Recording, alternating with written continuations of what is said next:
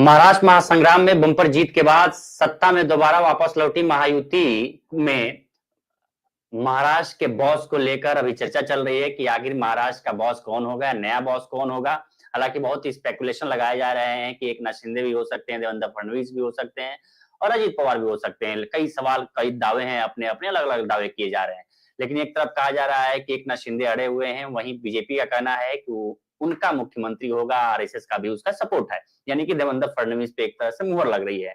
लेकिन अभी ये कंफर्म सबूत नहीं, कंफर्म ये नहीं हो पा रहा कि आखिर मुख्यमंत्री की कुर्सी किसके हिस्से में आएगी। और एक फॉर्मूला 2.5 साल का भी हो रहा है कि हो सकता है कि 2.5 साल मुख्यमंत्री देवेंद्र फडणवीस बने और 2.5 साल मुख्यमंत्री एकनाथ शिंदे बने।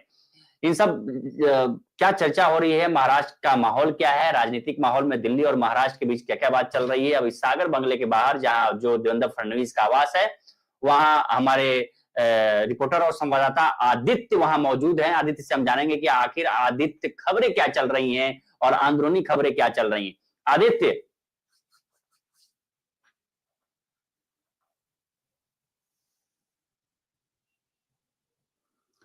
शायद आदित्य आदित्य नहीं है, सोनू से बात करते हैं। सोनू, महाराष्ट्र में क्या चल रहा है मुख्यमंत्री को लेके?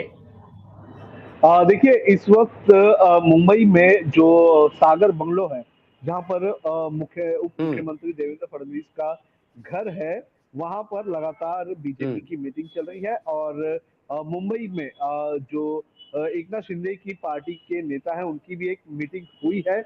और इस मीटिंग में जो एकनाथ शिंदे हैं, उन्हें जो है उनकी पार्टी ने अपना नेता चुन लिया है। और देवेंद्र फडणवीस की बात करें तो भारतीय जनता पार्टी की जो कल मीटिंग हुई थी, उस मीटिंग में उन्हें ऑलरेडी जो है उनका नेता चुन लिया गया है।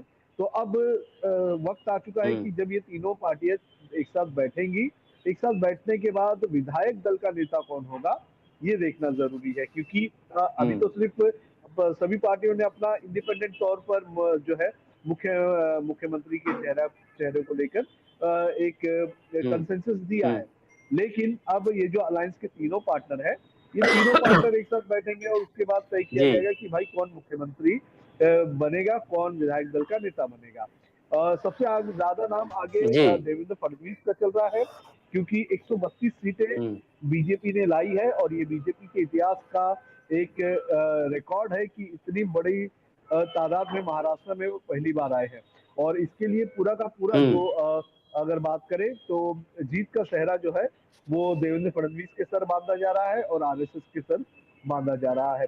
तो सबसे आगे देवेंद्र फडणवीस चल रहे हैं और देवेंद्र फडणवीस ही मुझे लगता है कि मुख्यमंत्री बनेंगे। जिस तरह से आप कहेंगे कि किसी और को कोई नया चेहरा हो सकता है, तो मुझे लगता है कि मध्य प्रदेश और राजस्थान में जिस तरह से फॉर्मूला अपनाया गया था बीजेपी की तरफ से, उस तरह का फॉर्मूला जो है वो महाराष्ट्र में अपना जाएगा। क्योंकि महाराष्ट्र में वो फॉर्मूला उस वक्त अप्लाई किया जा सकता था जब बीजेपी को 100 से कम की सीटें आती। ऐसी सिचुएशन होती तो देवेंद्र फडणवीस की जगह पर किसी और के चेहरे पर बीजेपी विचार कर सकती थी। लेकिन जो नतीजे आए हुए हैं उसमें ये देखा जा रहा है कि वन साइडेड ये पूरा गेम हो चुका है। थोड़ी और ज्यादा सीटों पर, जिस तरह से बीजेपी ये कहती थी कि हमें 165 सीटों पर चुनाव लड़ना था, अगर वो 165 सीटों पर चुनाव लड़ते तो मुझे लगता है कि बहुमत का आंकड़ा भी वो पार कर लेते। तो ऐसे में काफी अच्छा स्ट्राइक रेट है बीजेपी का। और इस सारी चीजों के लिए देवेंद्र फडणवीस को ही जिम्मेदार बताया जा रहा है। और इसी के चलते अब देवेंद्र फडणवीस के अलावा महाराष्ट्र में और कोई ऑप्शन बीजेपी के पास नजर नहीं आ रहा है। जितने भी किंतु परंतु वाली चीजें थी, जितने भी दूसरे ऑप्शंस की अगर बात करें, या बाहर से किसी लाके बैठाया जाए दिया जाए, या फिर कोई कंसेंसस वाला कैंडिडेट से ढूंढने की कोशिश करे भारतीय जनता पार्टी, तो वो सारी सिचुएशन अभी खत्म हो चुकी है। सिर्फ और सिर्फ मुझे लगता है कि जो विधायक दल है वो जो तीनों पार्टियां हैं उनमें थोड़ी बहुत अपने अपने पार्टी के नेता को लेकर एक खींचतानी चलेगी। लेकिन इसके अलावा मुझे नहीं लगता है कि और कुछ हो जाएगा। देवेंद्र फडणवीस महाराष्ट्र के मुख्यमंत्री बनेंगे। और एक और चीज मैं आपको बता दूं कि नंबर गेम्स में भी अगर हम देख लें तो जो बीजेपी है उसने सीधे सीधे एकनाथ शिंदे को यह कह दिया है कि भाई देखो, हमारे पास ऑप्शन बहुत है। हमारे पास अगर आप नहीं भी आना चाहेंगे तो हमारे पास जो अजीत पवार है उनका ऑप्शन है, हमारे पास 132 है, अजित पवार के पास 41 है, 145 जो है वो बहुमत का आंकड़ा है। तो ऐसे में हम्म। उनकी सरकार अजित पवार के साथ भी चल सकती है और अजित पवार काफी हम्म। कंफर्टेबल रहेंगे। आप उनको डिप्यूटी सीएम बना दो और उसके बाद आप उनको मंत्रालय अच्छे खासे दे दो, वो काफी खुश रहेंगे। तो बीजेपी की राह आसान हम्म। है। अगर एकनाथ शिंदे ज्यादा या उनकी पार्टी के लोग ज्यादा आंख दिखाने की कोशिश करते हैं तो हो सकता है कि भारतीय जनता पार्टी उन्हें सीधे सीधे ये कह दे कि देखो, आपको आना है तो आओ, नहीं आना तो नहीं आओ, हम सरकार बना रहे हैं। तो महाराष्ट्र में हम्म। मुझे तो पिक्चर काफी ज्यादा क्लियर लग रही है। अगर कुछ और बड़ा कुछ हो जाए और देवेंद्र फडणवीस के खिलाफ कोई दूसरा चेहरा जो है वो बीजेपी या फिर अमित शाह और नरेंद्र मोदी लेकर आए, तो ये मुझे लगता है कि आउट ऑफ बॉक्स वाली बात हो जाएगी।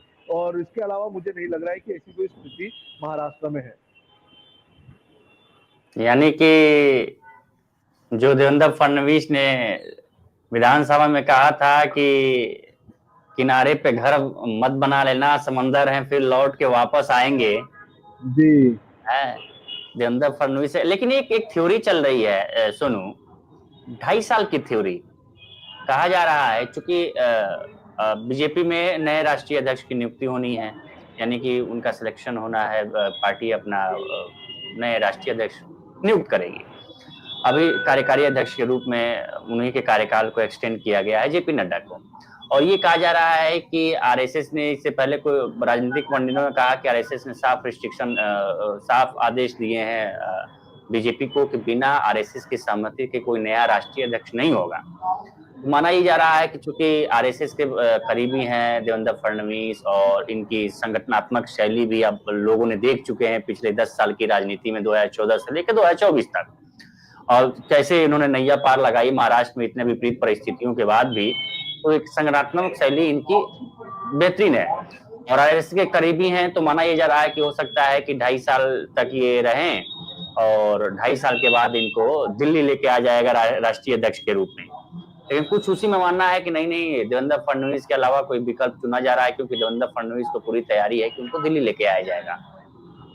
क्या चल रहा है महाराष्ट्र में? देखिए, इस तरह की बातें लगातार आ रही है, लेकिन इस तरह की बातों पर जो है वो कुछ भी जो है वो पूरी तरह से नहीं कहा जा सकता है, क्योंकि इसके पहले भी जो 2019 के जो लोकसभा के चुनाव हुए थे, उसके बाद जब महाराष्ट्र में जो है महाराष्ट्र के चुनाव हुए 2019 में, तो उसके बाद जब ये विपक्ष में आकर बैठे तो उस वक्त भी देवेंद्र फडणवीस को लेकर कहा जा रहा था कि उन्हें दिल्ली लेकर जाया जा सकता है और उन्हें दिल्ली में जो है पार्टी का अध्यक्ष बनाया जा सकता है।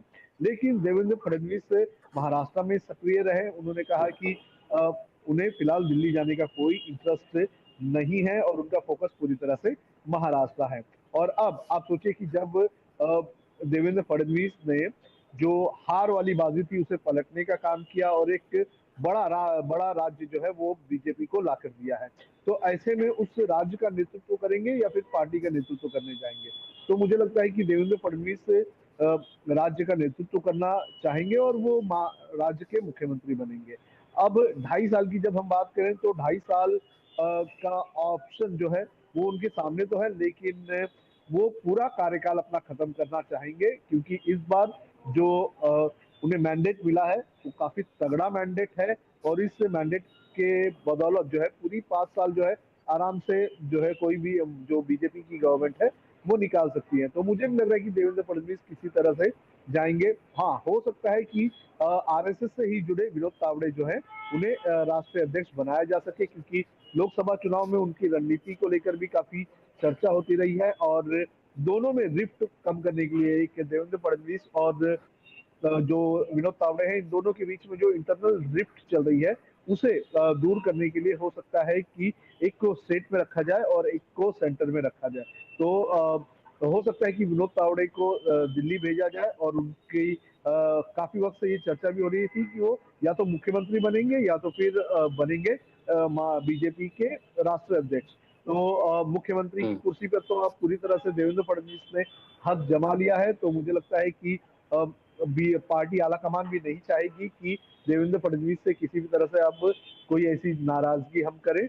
वो विनोद तावड़े को हो सकता है कि दिल्ली पहुंचाए और देवेंद्र फडणवीस जो है वो महाराष्ट्र में रहेंगे और आरएसएस भी इसके लिए मुझे लगता है कि सहमत होगा, क्योंकि एक तो स्टेट पर कंट्रोल होगा आरएसएस का, क्योंकि यहाँ पर ही उनका हेडक्वार्टर है। इसके अलावा विनोद तावड़े को दिल्ली भेजकर पार्टी पर भी कंट्रोल रखे जाएंगे। और कुछ बातें हुई हैं लोकसभा चुनाव के बाद देवेंद्र फडणवीस और आरएसएस में, कि दोनों के बीच एक सेटलमेंट हुआ है, कुछ मुद्दों को लेकर बात हुई है, और वो क्लियर कट जो है वो मैसेज पहुंचा दिया गया है कि अगर जीत कर आते हैं तो आरएसएस की इन सारी चीजों में जो बीजेपी है एज अ पार्टी वो इन्वॉल्व नहीं होगी, और आरएसएस को पावर्स जो है वो इस चुनाव के बाद अगर जीत कर आते हैं तो ज्यादा देने होंगे। तो आरएसएस का फायदा यहाँ पर काफी बड़े पैमाने पर हुआ है, और देवेंद्र फडणवीस को यहाँ पर रख के उनका फायदा काफी होगा, क्योंकि एक तो देवेंद्र फडणवीस जो है वो देख लिया जाए तो एक अच्छी छवि वाले, एक डेवलपमेंट के नाम पर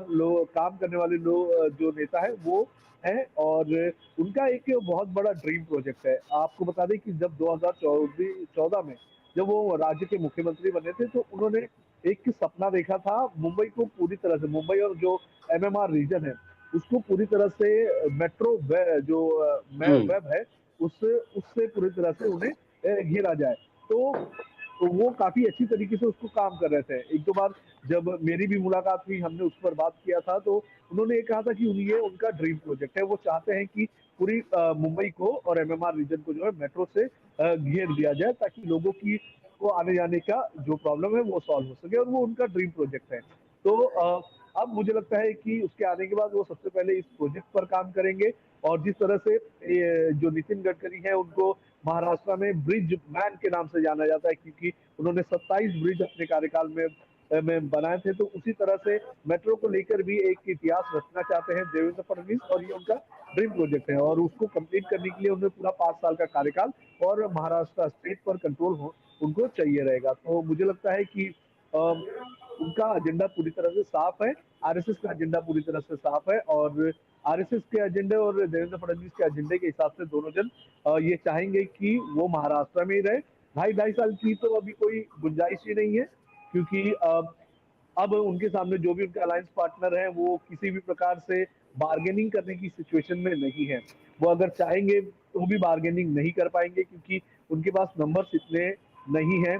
अजित पवार बहुत ही अच्छे बैठ रहेंगे बीजेपी के लिए, कि उनको थोड़ा खुश करके रखो, उनको मलाईदार मंत्रालय दे दो, तो वो अपना 5 साल निकालेंगे। तो मेरे नजर में तो पूरी तरह से तस्वीर साफ है कि देवेंद्र फडणवीस महाराष्ट्र में ही रहेंगे। वो राष्ट्र अध्यक्ष नहीं बनना चाहेंगे, फिलहाल तो नहीं बनना चाहेंगे, क्योंकि उनके पास उनकी एज भी अभी उनके पास है, काफी अच्छा खासा टाइम है, अच्छा खासा एक्सपीरियंस ले सकते हैं, तो वो सारी चीजें लेंगे। मुझे नहीं लगता है कि 2.5 साल वाला या फिर और कुछ दूसरा फॉर्मूला यहाँ पर होगा।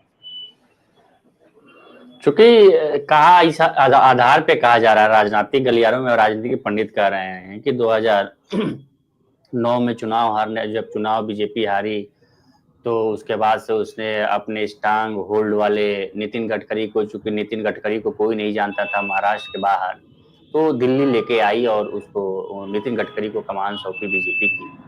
उसी तरह अभी तो है, अभी तो क्या है कि देवेंद्र फडणवीस तो पूरे देश भर में एक बड़े लीडर हो चुके हैं और लोग उनको जानते हैं, और महाराष्ट्र में खास तौर से लोग सुनना चाहते हैं। तो बीजेपी आरएसएस एक बार फिर से बीजेपी पे स्ट्रांग होल्ड करना चाहती है, और इसी लिहाज से कहा जा रहा है कि इनको दिल्ली बैठाने की एक तैयारी है। खैर ये चल रहा है, लेकिन हम ये आपसे पूछना चाह रहे हैं कि क्या तय हुआ है? एनसीपी, अजीत पवार, एकनाथ शिंदे और बीजेपी में क्या क्या फॉर्मूला क्या तय हुआ है कि कौन डिप्टी सीएम होगा, कौन सीएम होगा, किसके कितने मंत्री होंगे? देखिए अभी तक जो मीटिंग हुई है, इन मीटिंग्स में अगर देखा जाए तो ये तीनों नेता जो है ये जिस दिन चुनाव के नतीजे आए थे उसी दिन एक दूसरे के साथ मिले हुए थे। उसके बाद इन तीनों की एक कोई ऐसी बैठक नहीं हुई है। अभी तो ये तीनों पार्टी जो है वो अपने अपने पार्टी के जो जीते हुए विधायक है उनके साथ बैठकर, और जो विधायक दल का नेता है जो उनके विधायक जो है उनका नेता चुनने का काम कर रही है। मुझे लगता है कि आज शाम को एक बैठक होगी, और ये बैठक मुंबई में या फिर दिल्ली में हो सकती है, और इस बैठक में अमित शाह भी होंगे, और उस वक्त ये डिसाइड किया जाएगा कि अगर देवेंद्र फडणवीस मुख्यमंत्री बनते हैं तो एकनाथ शिंदे और जो अजीत पवार हैं उन्हें क्या मिलेगा, कितने मंत्रालय दिए जाएंगे। तो आज शाम को ये सारी चीजें पूरी हो जाएगी। जो तीनों नेता जो है, तीनों पार्टी के नेता एक साथ बैठेंगे और एक साथ बैठने के बाद तीनों नेता जो है वो बातचीत करके जो है कौन कितनी सीट पर चुनाव लड़ेगा, सॉरी कौन कितने मंत्री पद लेगा, कौन किसका मंत्री कौन होगा, ये सारी चीजें डिसाइड की जाएगी। किसको कौन सा महामंडल मिलेगा, ये सारी चीजें मुझे लगता है कि आज शाम को डिसाइड होगी। उसके बाद दिल्ली में फैसला लिया जाएगा और परसों मुझे लगता है कि परसों महाराष्ट्र में शपथ ग्रहण हो सकता है। हालांकि एक दिन का राज्यपाल का शासन हमें हो सकता है देखने मिले, क्योंकि आज जो है 25 तारीख है, कल 26 तारीख है। 26 तारीख की रात 12 बजे तक नई सरकार बनानी है और जो एक असेंबली सेशन है वो भी बुलाना होगा, तो वो एक दो दिन में पॉसिबल नहीं है। और मुझे लगता है कि राज्यपाल का शासन लग जाएगा और उसके बाद गवर्नर जो है वो बुलाएंगे किसी को सरकार बनाने के लिए। हमारे साथ आदित्य भी जुड़ गए हैं, सागर बंगला जो देवेंद्र फडणवीस का है उसके बाहर है। क्या चल रहा है आदित्य वहां? यहाँ पे सुबह से देखा जाए तो बहुत सारे नेताओं की, कार्यकर्ताओं की भेंट देवेंद्र फडणवीस जी की तरफ से ली जा रही है। और इस मीटिंग के बाद और इस जगह से वो सीधे दिल्ली रवाना होने वाले हैं, ऐसी भी हमें जानकारी जो है मिल चुकी है।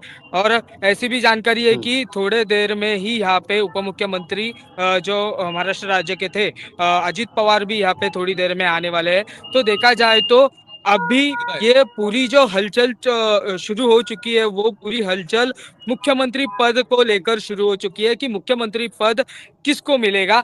देखा जाए तो तीन मुख्य चेहरे जो है वो दिखाई दे रहे हैं। फडणवीस जी है, या फिर शिंदे जी है, या फिर पवार जी है।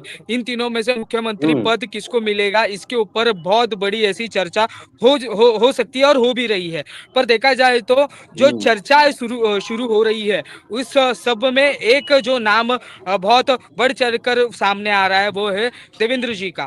क्योंकि देखा जाए तो जब भी शिवसेना में डिस्प्यूट हुआ था और उसके बाद में एकनाथ जी शिंदे उनके तरफ से जब ये स्टैंड लिया गया कि शिवसेना हमारी है, हम सब शिवसेना के नेता हैं और शिवसेना हिंदुत्व का विचार कभी नहीं छोड़ेगी। तो उस जगह पर जब भी कुछ नेगेटिव पार्ट था उनका, तो वो पहुंचने के लिए उनको सीएम की जवाबदारी जो है वो दी जा चुकी थी। और फिर हम कह सकते हैं कि उन्होंने बहुत अच्छे तरह से वो सीएम पद की जवाबदारी जो है वो बहुत अच्छी तरह से निभाई। पर अभी देखा जाए तो बीजेपी के सीट्स बहुत ज्यादा पैमाने पे यहाँ पे चुनकर आ चुके हैं और उनके ही ज्यादा से ज्यादा विधायक है। और देखा जाए तो शिवसेना और राष्ट्रवादी का भी स्ट्राइक रेट इस इलेक्शन में बढ़ चुका है, डबल हो चुका है। तो ऐसी संभावना है यहाँ पे कि देवेंद्र जी को मुख्यमंत्री पद पे विराजमान किया जा सकता है, पर कुछ कह नहीं सकते।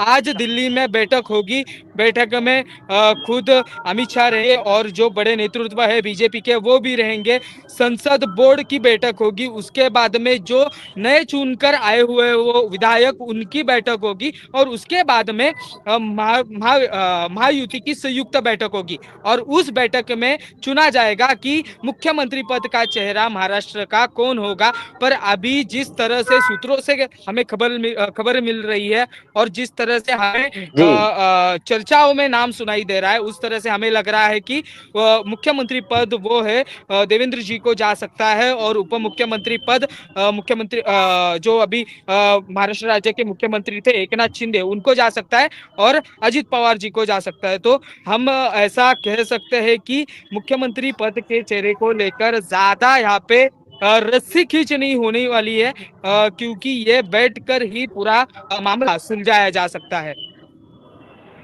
बहुत बहुत शुक्रिया आदित्य। आगे अभी आप बने रहिए, आप तब तक इकबाल मदनानी जी भी हमारे साथ जुड़ गए हैं, वरिष्ठ पत्रकार हैं।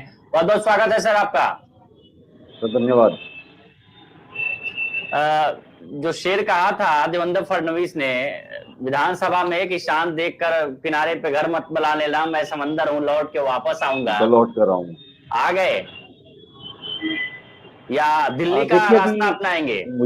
मुझे ऐसा लगता है उपेंद्र जी, अभी बहुत जल्द है ये सारी चीजें कहना, क्योंकि जी बीजेपी का अगर ट्रैक रिकॉर्ड देखो तो हरियाणा, उत्तराखंड जो नाम नहीं थे वो मुख्यमंत्री बने।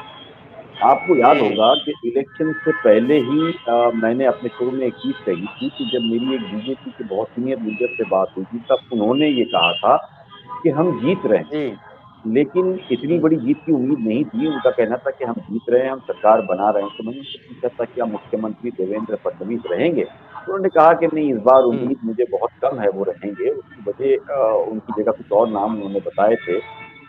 तो हम्म मुझे अब ऐसा ऐसा धीरे धीरे जैसे वक्त जा रहा है तो मुझे लग रहा है कि कोई भी चीजें कभी भी बदल सकती है। जिस तरीके से इतनी बड़ी जीत का सेहरा जो है खुद एकनाथ शिंदे ने अपने सर सेहरा बांधने की कोशिश की है। उनके शिवसैनिकों ने हम्म सबसे बड़ा लीडर एकनाथ शिंदे को बताने की कोशिश की है। वहीं पर अजीत दादा पवार जो है उनकी पत्नी, उन्होंने कहा है कि मुख्यमंत्री जो है वो अजीत दादा पवार होना चाहिए। उनके कार्यकर्ता लगातार हम्म बैनर पोस्टर लगा रहे हैं। हालांकि महाराष्ट्र में आरएसएस जो है उनकी पहली चॉइस जो है वो देवेंद्र फडणवीस।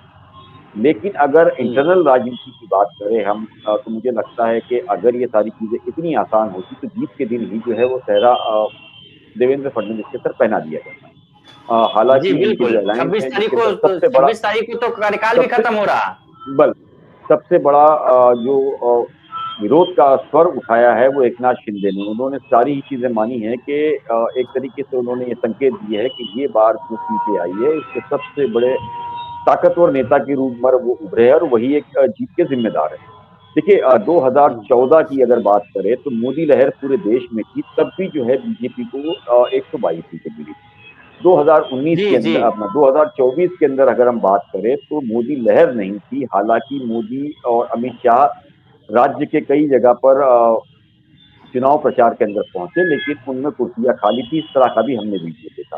पूना की अगर हम बात जी करें, पूना के अंदर दूरदर्शन और एएनआई से जो है वो हमने आपको सारा वीडियो जो है वो प्रोवाइड करा दिया जाएगा, भेज दिया जाएगा। बाकी पत्रकारों के लिए भी मोबाइल जो है वो ले जाना की मनाही। यानी कि ये साफ हम्म संकेत थे कि वो इस जीत को इतने बड़े लेवल से नहीं देख रहे थे। तो ये सारा जो श्रेय है वो एकनाथ शिंदे अपने सर बांधना चाहते हैं। और हम्म सबसे बड़ा सवाल ये है कि देवेंद्र फडणवीस के आने के बाद में उनका और विपक्ष की जिस तरीके से हम देखें, आज उद्धव ठाकरे ने भी कहा कि देवेंद्र फडणवीस की जगह कोई और मुख्यमंत्री हो। हम्म कल मनोज जारंगे पाटिल ने फिर एक बार की दी है और जल्द तारीख ऐलान करने की घोषणा करने की बात। तो राज्य के अंदर हम्म देवेंद्र फडणवीस मराठे चेहरे के अंदर तो नहीं माने जाते हैं। वो किसी तरीके से माने जाते हैं। हम्म तो मराठा चेहरे के अंदर आशीष शेलार हो गए, विनोद तावड़े हो गए, ऐसे लीडर्स माने जाते हैं। लेकिन अब मुझे लगता है कि बिल्कुल जिस तरीके से इलेक्शन के एक दिन पहले साथ में जो हुआ है उसको लेकर के खुद क्षितिज ठाकुर और हितेंद्र ठाकुर ने भी ये कहा था कि उनके पास किसी बीजेपी के लीडर का फोन आया था जिसके बाद वो वहां पहुंचे। तो मुझे ऐसा लगता है कि या तो इंटेलिजेंस रिपोर्ट जो है वो सारी चीजों की खुद उस वक्त डिप्यूटी सीएम रहे देवेंद्र फडणवीस उनके पास पहुंची हो, या उन्होंने ये फोन किया हो, या इंटेलिजेंस ने फोन करके ये सारी जानकारी दी हो। क्योंकि ये सभी जानते हैं महाराष्ट्र के अंदर, खास करके मुंबई के अंदर, कि क्षितिज ठाकुर और हितेंद्र ठाकुर के रिश्ते देवेंद्र फडणवीस से बहुत बहुत ज्यादा बेहतर है। तो इन सारी चीजों को लेकर के लोगों पर उठी थी। वहीं पर मराठा के अंदर दूसरे पिछले दिनों अगर हम बात करें, नितिन गडकरी नहीं जा सके। हालांकि इलेक्शन से पहला जो है वो समझौते की बात सामने आई है और ये भी कहा जा रहा है कि देवेंद्र फडणवीस से काफी नाराजगी नितिन गडकरी ने जताई थी, जिसको लेकर के उन्होंने माफी मांगी और उसके बाद विदर्भ और मराठवाड़ा में ये सिनेरियो देखने का। हालांकि ये सभी जानते हम्म हैं कि 2019 में जब बीजेपी और कांग्रेस शिवसेना की जो सरकार बनी थी, जिसको मुख्यमंत्री के बनने के चलते ही कौन बनेगा मुख्यमंत्री इसी विवाद को लेकर के खत्म हुई थी। उसके बाद में तकरीबन जी कोविड पीरियड में और कोविड के बाद भी उद्धव ठाकरे जो है एक अच्छे मुख्यमंत्री के रूप में आए। उसके बाद एकनाथ शिंदे अलग हुए और उस वक्त उनके लिए एक मजबूरी भी थी। मजबूरी ये थी, जो इंटरनल अगर हम पार्टी की बात करें, कि देवेंद्र फडणवीस का नाम जो है अमित शाह पसंद नहीं करते थे, इसलिए वो इसके विरोध में थे।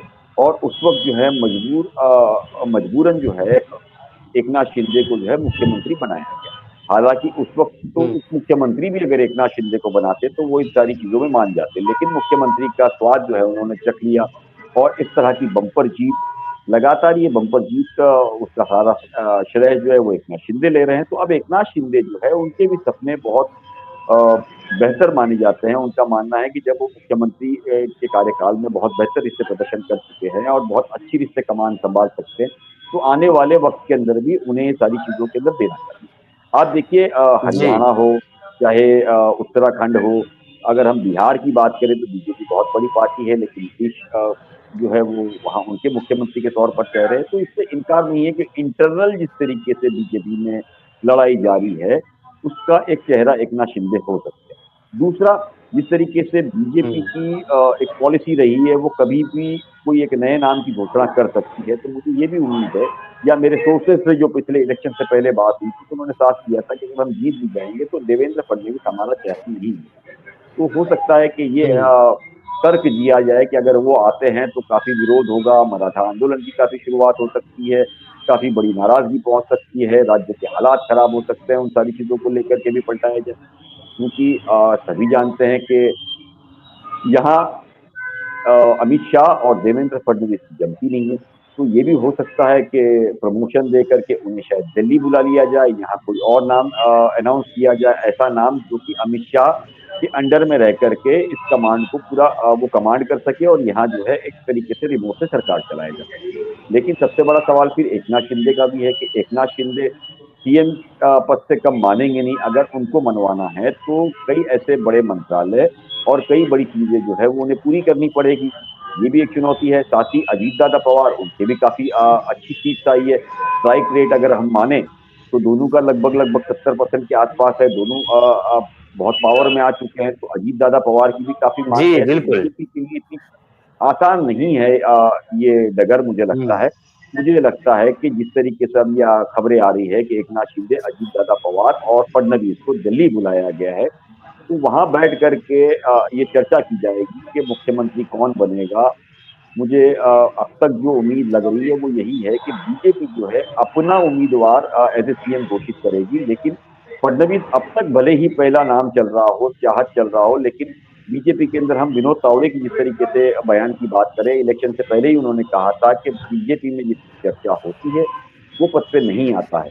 और हमने कई जगह देखा भी है जी, कि इस तरह के हालात के अंदर चेहरे कई जगह अचानक बदल क्या, सकते हैं। लगभग हर जगह। ठीक है, तो यहाँ भी इस तरह संभावना से इनकार नहीं किया जा सकता कि अचानक देवेंद्र जी की चर्चा हो रही है और अचानक उनका नाम बंदी कर दिया जाए। हालांकि देवेंद्र फडणवीस ने बहुत अच्छी रीत से राज्य को संभाला, पिछले 5 साल रहे वो एज ए मुख्यमंत्री, उन्हें बहुत अच्छा तजुर्बा भी है। वहीं एकनाथ शिंदे भी इस 2.5 साल के अंदर चैलेंज कर रहे हैं कि उनका तजुर्बा और उनकी कारकिर्दी से ही बेहतर काम हुआ है। तो अब देखना उपेंद्र ये है कि दिल्ली हाईकमान किसके फेवर में, किस चीजों में रहती है। अगर शिवसेना का माफ करिएगा, बीजेपी का मुख्यमंत्री चेहरा बनाते भी है तो एकनाथ शिंदे और अजीत दादा पवार ये मुझे नहीं लगता है कि कम चीजों में समझौता करेंगे। उनकी भी जो डिमांड है वो काफी बड़ी होगी। उस डिमांड को लेकर के भी बीजेपी किस तरीके से पूरा करती है, क्या करती है, वो भी एक चैलेंज है, क्योंकि 26 से पहला जो है राज्यपाल को उन्हें दावा पेश करना है और उसके बाद शपथ विधि की तारीख देनी है। तो अब देखिए शाम तक मुझे लगता है कि मीटिंग के बाद कल ये कंफर्म होगा कि राज्य का अगला मुख्यमंत्री कौन। लेकिन बीजेपी को लेकर के ये मानना कि ना, बिल्कुल देवेंद्र फडणवीस ही रहेंगे, भले ही आला कमान के बीजेपी के कई बड़े नेता जो है उनके घर जाकर उनको मिल रहे हैं, लेकिन मुझे अभी भी ऐसा लगता है कि बीजेपी एक ऐसी पार्टी है, कभी भी कोई भी नया नाम एक चमत्कारिक तौर पर पेश कर सकती है उसे। सुनो, हम आपके पास आ रहे हैं, लेकिन इकबाल सर, ये सवाल है आपसे। जैसा कहा जाता है कि 2014 में जब चुनाव जीती बीजेपी, वहां आई और बड़े भाई के भूमिका में आई, तो एक था कि कैसे कमांड किया जाए नितिन गडकरी पे महाराष्ट्र की पॉलिटिक्स से। तो अमित शाह और मोदी ने देवेंद्र और आरएसएस के सहयोग से देवेंद्र फडणवीस का नाम आगे किया गया।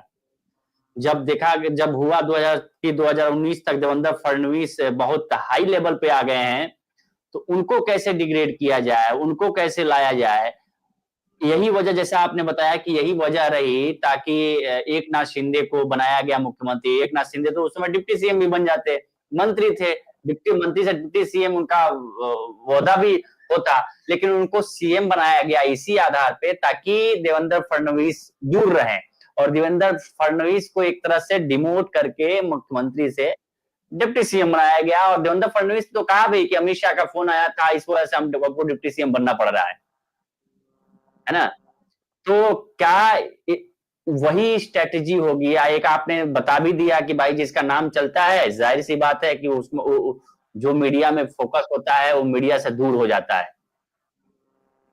तो जो दोनों स्ट्रेटेजी है कि भाई अब दोनों को साधना है कि कहीं ऐसा ना हो कि जो नया हो वो नितिन गडकरी के साथ हो, देवेंद्र फडणवीस हो, दोनों को साथ के एक बीच का रास्ता अपनाया जाए, और दो जो मुख्यमंत्री हैं, जो जो दो साथी हैं गठबंधन के, उनको डिप्टी सीएम का पद दिया और मलाईदार बड़े पदों पर दे दिया जाए, बाकी कुर्सी का हैंड दिल्ली पे काबिज रहे।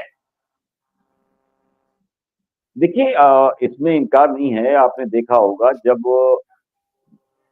बीजेपी और सेना की सरकार बनी, जिसके अंदर एक नाथ शिंदे को मुख्यमंत्री के तौर पर पेश किया गया, कई बार ये चर्चाएं होती थी कि सरकार रिमोट पर चलती है, देवेंद्र फडणवीस जो है उसके अंदर अगुवाई कर रहे हैं, और कई जगह ऐसे हालात दिखे थे।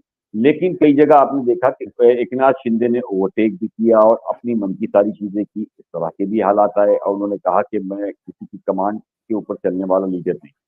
तो इसी चीजों को लेकर के अब जिस तरीके से इलेक्शन के रिजल्ट आए हैं, उसका सारा श्रेय जो है वो एकनाथ शिंदे और उनकी पार्टी शिवसेना ले रही है। हालांकि खुद बीजेपी ने जीत के बाद ये माना कि ओरिजिनल शिवसेना जो है वो एकनाथ शिंदे है, ओरिजिनल एनसीपी जो है अजित पवार की है, जनता ने उनको मैंडेट दिया। तो ये दोनों ही चीजों को लेकर के एकनाथ शिंदे का कद एक तरीके से बढ़ा। एकनाथ शिंदे का जब कद बढ़ा है तो जो चीजें बड़ी है वही उनके लिए मुसीबत भी हो रही है, क्योंकि अब एकनाथ शिंदे एक पावरफुल लीडर के तौर पर अपने आप को देख रहे हैं या मान और समझ रहे हैं। तो बीजेपी जो है उसके इंटरनल एक लड़ाई चालू है, साथ ही अलायंस के साथ एक दूसरी लड़ाई चालू है। तो इन सभी लड़ाई के अंदर अगर हम देखें तो आसान इतनी डगर किसी के लिए भी नहीं है, चाहे वो एकनाथ शिंदे हो चाहे देवेंद्र फडणवीस। दूसरा, इंटरनल देवेंद्र फडणवीस के जो लॉबीज है वो काफी चुनौती भरे हैं। दूसरा, महाराष्ट्र के अंदर जरंगे पाटिल वाला जो मामला मैंने आपको बताया, मराठा आंदोलन का हो, फिर ओबीसी को किसी तरीके से मनाया गया है, कहा जाता है उसमें नितिन गडकरी ने काफी मेहनत की है। तो नितिन गडकरी और इनकी एक लड़ाई अलग है, अमित शाह वर्सेस देवेंद्र फडणवीस अलग है, विनोद तावड़े वर्सेस आशीष शेलार इनकी एक लड़ाई अलग है। तो ये सारे ही फ्रंट पर देवेंद्र फडणवीस के लिए भी काफी चुनौतियां है। पिछली बार भी उनके डिप्टी सीएम को लेकर के ये कहा जा रहा है कि प्रधानमंत्री मोदी ने कहा था कि ठीक है जो है उसको एक्सेप्ट करो और खामोशी से चलते रहो, आगे आने वाले दिनों में सारी चीजें ठीक होगी, जिसके बाद में देवेंद्र फडणवीस ने इस पद को स्वीकार किया था। हालांकि डिमोशन जरूर हुआ, लेकिन इसके अलावा कोई रास्ता नजर नहीं आ रहा। हालांकि 2019 में जिस तरीके से फडणवीस ने कहा था कि मैं समंदर हूँ, लौट कर आऊंगा, तो लौट कर तो वो आ चुके हैं, लेकिन क्या अब उस पे कोई बांध बांधा जाएगा कि वो आगे ना बढ़े इस तरह, या कोई पुल बांध करके वो पार कराया जाएगा? ये एक बड़ा मसला है, क्योंकि हम कुछ ही दिन पहले, अगर 8 से 10 दिन पहले की बात करें, तो खुद बीजेपी के जो सेक्रेटरी है पार्टी के, विनोद तावड़े, जिन पर पैसे बांटने के आरोप लगे थे, तो उन्हीं के अगर बयान सुने तो उनका कहना है कि बीजेपी की एक पॉलिसी है कि जिसके नाम की चर्चा होती है वो उस काम के लायक नहीं होता है, कोई नया चेहरा आता है। इसी तरीके हमने सारी चीजें हरियाणा देखी, झारखंड, अपना माफ करिएगा, उत्तराखंड देखा, बिहार चीजों की हमने देखी। तो मुझे ऐसा लगता है कि पॉलिसीज के अलावा नाम और चेहरे कभी भी शिफ्ट हो सकते हैं। सबसे बड़ी चीज ये है कि आने वाले वक्त में आला कमान के इशारे पर कौन चलेगा, कौन सही रीति से मैनेज करेगा पूरे राज्य को, ये एक बहुत बड़ा सवाल होगा। तो देवेंद्र फडणवीस हालांकि एक ताकतवर लीडर के तौर पर उभरे जरूर है, मैं तो अभी भी मानता हूं कि देवेंद्र फडणवीस रेस के अंदर सबसे आगे, लेकिन आला कमान जो है वो ज्यादा कद जो किसी का बढ़ता है उसको काटने में वो हमेशा कोशिश करती है कि ये लीडरशिप बहुत बड़ी ना हो जिससे आगे उनके लिए ही चुनौती हो। हम लाल कृष्ण आडवाणी के दौर से देखे अटल बिहारी वाजपेयी, लाल कृष्ण आडवाणी, उसके बाद खुद गुरु चेले की अगर बात करें मोदी जी और लाल कृष्ण आडवाणी, तो ये एक सिस्टम है। देखिए, जहां एक वक्त योगी जी एक छोटे नेता के रूप में माने जाते थे, अब वो मुख्यमंत्री, और ये कहा जाता है कि पीएम के दावेदार भी हो सकते हैं। इसी तरीके से पीएम के दावेदार फडणवीस को भी माना जाता है। अमित शाह खुद इन सारी चीजों को अंदर लेके मान रहे हैं कि हमको एक कमांड करना चाहिए। तो इससे इनकार नहीं है कि हर कोई अपनी लॉबी के साथ, अपनी गुट के साथ आगे बढ़ने की कोशिश करेगा और दूसरी लॉबी जो है हमेशा उसको काटने की कोशिश करेगी। तो यही हालात मुझे नजर आ रहे हैं, क्योंकि दिल्ली अगर आला हाईकमान के बाद बुलाया गया, इसका साफ संकेत है कि यहाँ जो मामला है वो आपस में पट नहीं रहा है। भले ही फडणवीस ने और एकनाथ शिंदे ने प्रेस कॉन्फ्रेंस करके ये कहा कि सीट शेयरिंग के अंदर हमारी कोई दिक्कतें नहीं थी, अब भी कोई दिक्कतें नहीं आएगी। अगर दिक्कतें नहीं होती तो मुझे नहीं लगता है कि मुंबई से दिल्ली तक का जो 1400 किलोमीटर का सफर है वो यूं ही तय कर करके मीटिंग करने जाएंगे। यानी कि साफ संकेत है कि हालात ठीक नहीं है। और अब देखना यह है कि फडणवीस भले ही जा रहे हैं अपने पार्टी की तरफ से, कहीं वहां उनके साथ भी तो कोई खेला नहीं हो जाता है। तो ये सारी ही चीजें हैं जिसको लेकर के ध्यान रखना पड़ेगा, और मुझे लगता है आने वाले 24 घंटे में ये साफ हो जाएगा कि राज्य का अगला मुख्यमंत्री कौन होगा, मंत्री पद ज्यादा किसको दिए जा रहे हैं। अब तक जो फॉर्मूला आ रहे हैं वो माना जा रहा है कि 6 और 7 विधायकों पर एक मंत्री पद दिया जाएगा। तो ये भी चीजें चल रही है, लेकिन चर्चा के अंदर अब देखना यह है कि क्या राज्य के अंदर अगर एकनाथ शिंदे मुख्यमंत्री नहीं बनाए जाते हैं तो उप मुख्यमंत्री दिया जाता है, या कौन कौन से मंत्रालय दिए जाते हैं, अजीत पवार को कौन सा पद और कौन सा मंत्रालय दिया जाता है, या अगर एकनाथ शिंदे को मुख्यमंत्री के तौर पर देखा जाता है या उनकी पसंद सबसे पहले नाम पे की जाती है, तो सेकंड लीडरशिप में देवेंद्र फडणवीस होते हैं या कोई और। ये बहुत आपसी जो तालमेल है बीजेपी के इंटरनल लड़ाई का, वो भी बहुत बड़ा केंद्र बना हुआ है इस वक्त देश के लिए, और खास करके महाराष्ट्र की राजनीति में ओपन। सुनो, इस बीच विपक्ष की जुबान पे पूर्व चीफ जस्टिस चंद्रचूड़ की एंट्री हुई है। आखिर मामला क्या है? देखिए, एंट्री जो हुई है चंद्रचूड़ की, वो हुई है जो संजय राउत ने जो बयान दिया है उनको उसकी वजह से। संजय राउत ने क्या कहा है? संजय राउत ने कहा है कि अगर डीवाई चंद्रचूड़ इस पूरे मामले पर पहले फैसला सुना देते तो आज ये सिचुएशन नहीं होती। क्या उनका ये कहना था कि अगर आप बता देते कि भाई उद्धव ठाकरे असली शिवसेना है तो लोगों के अंदर जो है विश्वास उद्धव ठाकरे पर ज्यादा रहता। तो मुझे ऐसा लग रहा है कि अब जो संजय राउत है उन्होंने अब बयान तो दिया, लेकिन उस बयान के कुछ इतने मायने नहीं निकल सकते। वो सांप मर गया, अब क्या मतलब है? वो उस वाली चीज है कि आप लाठी भागते रहो, कुछ मतलब तो नहीं होगा। तो उस तरह की चीजें हैं, बयान दिए जा रहे हैं। हालांकि एक नाराजगी जो जिनकी पार्टी टूटी है, यानी कि शरद पवार और उद्धव ठाकरे की तरफ से ये बयान जो है एक आरोप जुडिशरी पर लगाया गया है कि जुडिशरी ने समय पर काम नहीं किया। जुडिशरी अगर समय पर और ठीक तरीके से चीजों को सुनती तो हो सकता था कि ये फैसला जल्दी आ जाता, और चुनाव के पहले अगर ये फैसला आ जाता तो लोगों के अंदर जो है एक क्लियर कट होता कि असली शिवसेना कौन है, नकली शिवसेना कौन है। तो संजय राउत यही बताने की कोशिश कर रहे हैं कि समय पर फैसला दिया गया रहता और इनके पक्ष में फैसला आता तो आज नतीजे कुछ और होते। तो अब मुझे लगता है कि काफी देर हो गया है ये बयान देने को लेकर, या तो फिर उन्हें ऐसा कुछ लग रहा था तो उन्होंने पहले ही एक बड़ा एक तरह से एक आंदोलन बनाना चाहिए था और एक तरह से जुडिशरी पर दबाव लाना चाहिए था कि आप जल्दी फैसला लो। लेकिन वो भी तो चुनाव में मस्त हो गए ना, वो भी तो ये इस तरह की चीजों में थे कि चलो हम तो जीत जाएंगे और उसके बाद हम दावा करेंगे कि असली शिवसेना हम है। तो अब उनका ये दावा उनके ऊपर भारी पड़ रहा है। तो अब उनके पास बयान देने के अलावा और कुछ नहीं है। अब मुझे लगता है कि संजय राउत ने ये सुबह की जो रोज प्रेस कॉन्फ्रेंस लेते हैं उसे बंद करना चाहिए, थोड़ा समय देना चाहिए। नहीं तो ऐसा कहा जा रहा है कि ये जो हार हुई है इसको लेकर संजय राउत जिम्मेदार है, जो सुबह सुबह मीडिया के सामने आते थे और कुछ भी कहते थे। एक टाइम था 2014 में जब कांग्रेस की ये हालत हुई थी तो दिग्विजय सिंह को दोष दिया जाता था। तो आज महाराष्ट्र में शिवसेना के लिए, उद्धव ठाकरे की पार्टी के लिए अगर कोई दिग्विजय सिंह बन रहे हैं तो वो संजय राउत हैं। और संजय राउत को अभी बयान जो है वो सोच समझ के देना चाहिए, क्योंकि पार्टी जो राजनीति है वो संभावनाओं का खेल है और कभी भी कुछ भी हो सकता है। अब 20 विधायक ही है उनके पास, अगर ज्यादा कुछ उल्टा सीधा उन्होंने बोलना जारी रखा तो हो सकता है ये 20 विधायक भी एकनाथ शिंदे के साथ चले जाए, तो उनके पास क्या रहेगा, कुछ भी नहीं रहेगा। और दल बदल कानून के हिसाब से अगर देखा तो अगर 7 से 8 विधायक अगर जाना चाहे तो वो भी जा सकते हैं, तो कुछ बचेगा ही नहीं। तो संजय राउत को मुझे लगता है कि अपनी बयान जो है वो देने से बचना चाहिए, और जो भी उनकी चीजें हैं वो एक प्रॉपर चैनल से लेकर जाना चाहिए। अगर आपके इश्यूज हैं तो आप उस तरह से जो एक सिस्टम बनाया गया है, उस सिस्टम में जाए। अभी मामले तो कई सारे सामने आए, कई जगहों पर हमने देखा है कि वोटर से ज्यादा वोटिंग हुई है कई सारे बूथ पर, तो ये सारे सीरियस इश्यूज है, इन्हें लेकर जाना चाहिए, लेकिन उसके लिए तरीका होना चाहिए। आप आपको या तो फिर बहुत बड़ा आंदोलन खड़ा करना होगा इसके लिए, या तो फिर आप कोर्ट के जरिए जाकर इन सारी चीजों का प्रॉपर सबूत देकर जो है इन सारी चीजों को सामने लाना चाहिए। लेकिन संजय राउत जो है वो इस तरह से पूर्व सीजीआई को जो है उनके ऊपर अब गुस्सा निकाल रहे हैं, तो अब जो हो गया उस पर गुस्सा निकालने की जरूरत नहीं है। अब उन्हें आगे बढ़कर देखना होगा कि अब वो अगर कोर्ट में जाना चाहते हैं तो किस तरह से वो कोर्ट में जाएंगे, किस तरह से उनका जो है पूरा तरह से प्लान होगा। तो संजय राउत के बयान को मुझे लगता है कि अब इस वक्त इतना कोई इम्पोर्टेंस नहीं दे रहा है। वो बोल रहे हैं, कुछ भी कह रहे हैं, लेकिन उन्हें सबूत के साथ जाना चाहिए।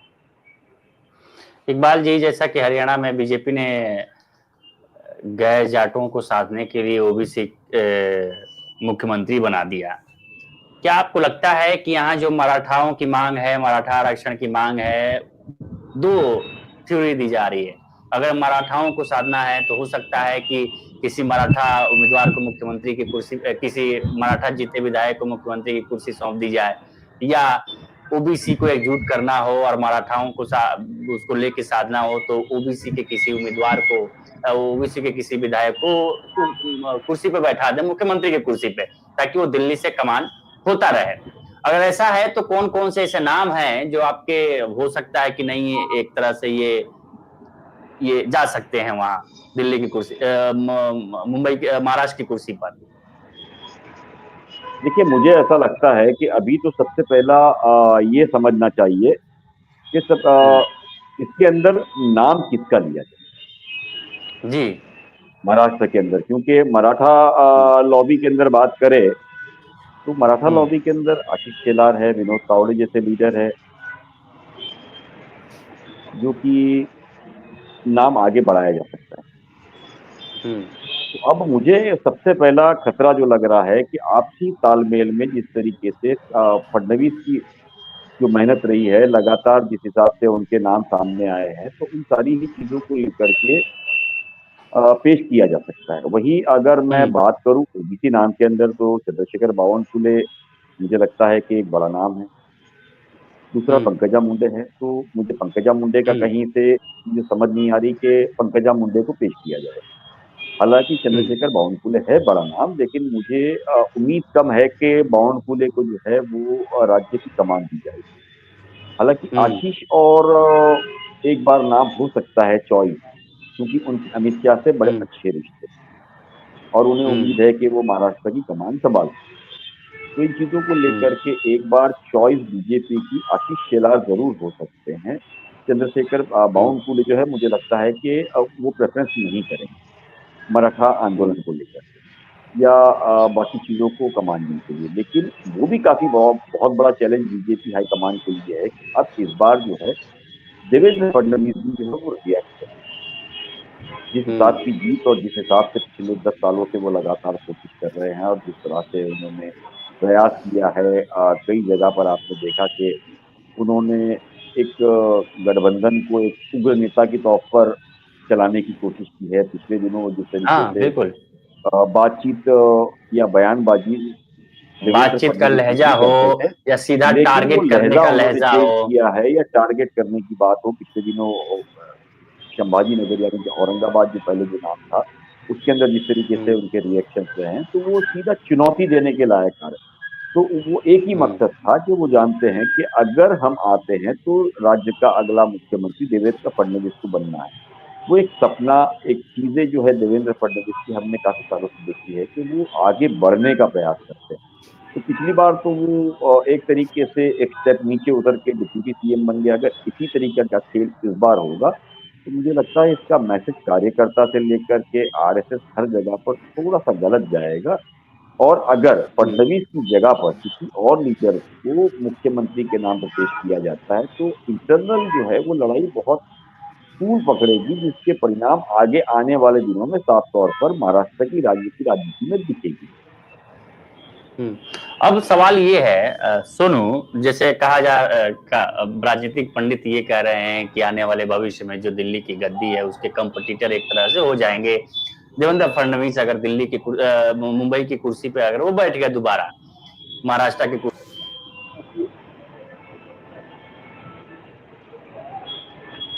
आपकी और आवाज अपने साथ दोनों पार्टियों को प्रचंड जीत के साथ लेके आए हैं, तो अगर ये फिर से मुंबई महाराष्ट्र की कुर्सी पे बैठते हैं तो एक कंपटीटर के तौर पे देखे जाएंगे, चाहे वो 2029 का जिस तरह से अनुमान लगाया जा रहा है कि अगर बीजेपी आती है तो अमित शाह के कंपटीटर के तौर पर उधर से योगी आदित्यनाथ हो जाएंगे और इधर से देवेंद्र फडणवीस हो जाएंगे। और 2024 के चुनाव के बाद से ये एक तरह से फिर से आरएसएस पार्टी पे कमांड करने की पूरी अपनी पुरजोर कोशिश कर रही है। इकबाल सर, आपसे भी ये सवाल है ना, दोनों लोगों से ये सवाल है कि आरएसएस एक बार फिर से आपकी जो है कमांड करने उपेंद्र, आपकी आवाज कट गई थी, प्लीज अपना सवाल वापस से दोहरा दीजिए, बड़ी मेहरबानी होगी। जी, सवाल हमारा ये था कि जैसे राजनीतिक पंडितों और राजनीतिक गलियारों में चल रहा है कि अगर दोबारा महाराष्ट्र की कुर्सी पे अगर देवेंद्र फडणवीस बैठते हैं तो एक बहुत बड़ा स्ट्रांग होल्ड हो जाएगा आने वाले बीजेपी के राजनीतिक भविष्य के लिए 2029 के लिए। जिस तरह से माना जा रहा है कि अमित शाह के कंपटीटर के तौर पर एक तरह से योगी आदित्यनाथ को देखा जा रहा है, वैसे ही अगर ये होते हैं तो ये दूसरी बार मुख्यमंत्री होंगे और पिछले 2-3 दशक में पहले ऐसा नेता होंगे जो 5-5 साल का अपना कार्यकाल पूरा करेंगे। तो 2029 के लिए इनको एक कंपटीटर के तौर पर या 2034 के लिए एक कंपटीटर के तौर पे माना जा रहा है बीजेपी की तरफ से। और ये आला कमान विशेष रूप से किसी भी कीमत पे होने देने की कोशिश में नहीं करेगा कि हाँ एक तरह से स्ट्रांग होल्ड पकड़े देवेंद्र फडणवीस। जी, इसमें कोई डाउट नहीं है कि पिछले दिनों भी पार्टी के अंदर ऐसा माना जा रहा था कि आला कमान जो है वो फडणवीस को दिल्ली बुला करके जिम्मेदारी सौंप सकती है, लेकिन हमने देखा कि अचानक चीजें अलग हुई और उन्हें महाराष्ट्र की राजनीति में ही और खास करके डिप्टी सीएम बना के रखा गया। और अभी भी जो है ये चर्चाएं चल रही है कि आने वाले वक्त में हो सकता है कि उन्हें सीएम न बना करके दिल्ली जो है वो जिम्मेदारी दे करके उन्हें बुलाया जाए। इस तरह की चर्चाएं भी महाराष्ट्र के अंदर अभी चल रही है कि अगर सीएम का दूसरा नाम किसी और की घोषणा की जाती है तो जिम्मेदारी देकर देवेंद्र फडणवीस को दिल्ली बुलाया जा सकता है। मुझे लेकिन ऐसा लगता है कि ये दोनों ही सूरत के अंदर एक तरीके से फिलहाल जो है वो डिमोशन होगा देवेंद्र फडणवीस का। ये सभी जानते हैं कि देवेंद्र फडणवीस आने वाले दिनों के अंदर 2029 की बात करें या 2027 के अंदर यूपी का जो इलेक्शन है उसकी बात करें तो उसके अंदर अगर उनकी कारकिर्दी अगर अच्छी रहती है देवेंद्र फडणवीस की तो वो पीएम के उम्मीदवार के तौर पर देखा जा सकता है। और दूसरी बात यह है कि यूपी के बाद सबसे बड़ा राज्य जो है वो महाराष्ट्र है, जो लोकसभा सीट सबसे ज्यादा इसके पास मौजूद है। तो इन सारी ही चीजों को लेकर के इनकार नहीं किया जा सकता, जिसके चलते जो टॉप लीडरशिप बीजेपी में बहुत बड़ी है, जो ये नहीं चाहती कि देवेंद्र फडणवीस जो है उनका कद बढ़े और वो दिल्ली तक पहुंचे और वो पीएम के दावेदार रहे। तो ये आपसी जो राजनीति आपस में भी चल रही है वो भी एक बहुत बड़ी मतलब मुसीबत बनी हुई है बीजेपी के लिए। लेकिन हालांकि इस मामले के अंदर अब जो आज दिल्ली में बैठक है वो साफ करेगी कि देवेंद्र फडणवीस का कद किस तरह बढ़ने जाने वाला है, किस तरह बढ़ेगा या किस तरीके से बहुत समझदारी से उसको काटा जाता है। आज ये जो मीटिंग है, चाहे वो जेपी नड्डा से हो, अमित शाह से हो, वो ये तय करेगी महाराष्ट्र की राजनीति और देश की राजनीति के अंदर कि आगे देवेंद्र फडणवीस जो है वो किस कद के नेता होंगे और कितनी पकड़ रखेंगे, क्या वो पीएम के दावेदार बन सकते हैं या उनको कहीं और लाया जा सकता है। तो ये 24 घंटे में बहुत सी पिक्चर जो है आपको बेहतर लगेगा साफ हो गई है इन सारी चीजों को लेकर के, और ये समझ में आ जाएगा कि इस वक्त बीजेपी कहाँ खड़ी है और देवेंद्र फडणवीस किस जगह खड़े हुए हैं। जी, बहुत बहुत शुक्रिया इकबाल सर हमारे साथ बातचीत करने के लिए। सोनू आपका भी बहुत बहुत शुक्रिया। तो अगले 24 घंटे में ये पता चलेगा कि आखिर महाराष्ट्र का नया बॉस कौन होगा, क्योंकि इतना आसान नहीं है कि देवेंद्र फडणवीस को की सत्ता पर दोबारा वापसी हो। अगर इतना ही अगर आसान होता तो ये 1400 किलोमीटर की दूरी है मुंबई और दिल्ली की, वो तय नहीं करनी पड़ती, वहीं से तय हो जाती। अब 24 घंटे को, क्योंकि 26 नवंबर को विधानसभा का कार्यकाल खत्म हो रहा है, 26 नवंबर से पहले राज्यपाल के सामने सौंपनी होगी कि चिट्ठी सौंपनी होगी सरकार बनाने की। तो अगले 24 घंटे बहुत क्रूशियल होने वाले हैं, वो बता देगा कि आखिर महाराष्ट्र का नया बॉस कौन होगा। देखते रहिए लोकमत हिंदी। नमस्कार।